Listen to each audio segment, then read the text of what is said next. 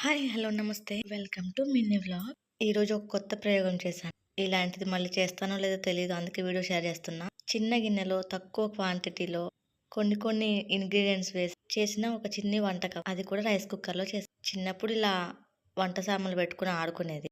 నాకు ఈ వంట చేస్తుంటే నాకు అదే గుర్తొచ్చింది. హాఫ్ ఆనియన్, హాఫ్ టమాటో, మా బాబు ఉగ్గు చెంచాతోటి ఒక చిన్న అల్లం వెల్లుల్లి పేస్ట్. చికెన్‌ది లివర్ ఉంటది కదా! ఆ లివర్‌ని 4 ముక్కలుగా చేసైతే ఫ్రై చేసుకుంటున్నా. నేను ఫ్రై అని చెప్తున్నాను గానీ ఇక్కడ కొంచెం సూప్ లాగానే పెట్టాను. ఎందుకు అంటే తక్కువ క్వాంటిటీ కాబట్టి అది మాడిపోతుందని కొంచెం వాటర్ అయితే పోసాను లాస్ట్‌లో.